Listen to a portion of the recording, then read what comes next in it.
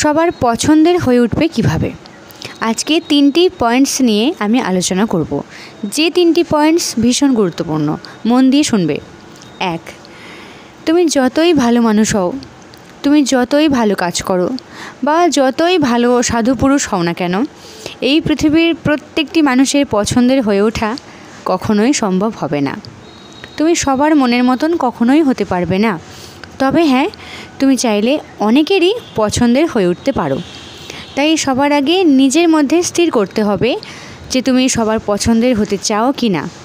যদি বলো না, দরকার নেই, আমি যেমন আছি ঠিক আছি, কারোর জন্য নিজেকে পরিবর্তন করব না, তাহলে আজকের ভিডিওটা তোমার জন্য নয়। আর তুমি যদি মনে করো যে না, আমি অনেকেরই পছন্দের হয়ে উঠতে চাই, তাহলে এই কথাগুলো তোমাকে শুনতেই হবে।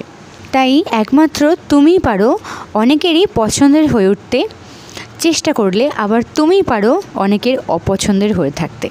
তাই কি করবে, এটা সম্পূর্ণ তোমার ব্যাপার। 2, ধন্যবাদ দেওয়াটা মানুষকে ভীষণ দরকার। আমরা মুখে যতই বলি না কেন ধন্যবাদ দিয়ে ছোট করবেন না বা ধন্যবাদ দিয়ে ছোট করতে চাই না, আমরা কিন্তু ভিতর ভিতর মানুষের থেকে ধন্যবাদটুকু চাই। কখন?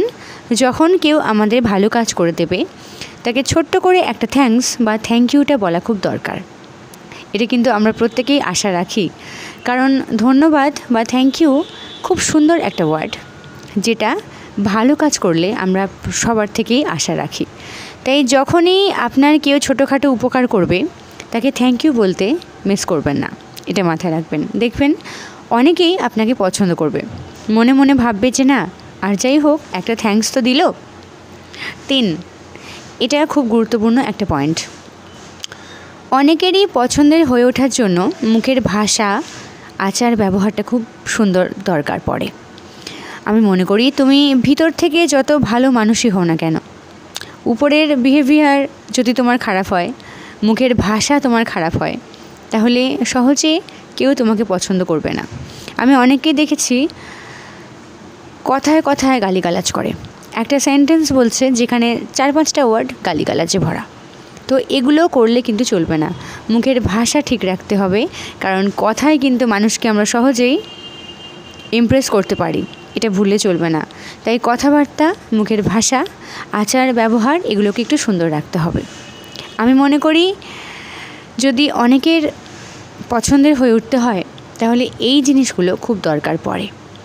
আর যদি মনে করো যে না, দরকার নেই, আমি যেমন আছি ঠিক আছি, নিজেকে পরিবর্তন করব না, তাহলে দরকার নেই, তুমি ঠিক আছো, ভালো আছো, থাকো। এটা নিজস্ব একটা ব্যক্তিগত ব্যাপার। তুমি যদি চাও অনেকের পছন্দের হয়ে উঠতে, তুমি অবশ্যই সেটা পারবে। আর তুমি যদি না চাও, না চাইবে, তোমার ব্যাপার। চলো, ভালো থাকবে।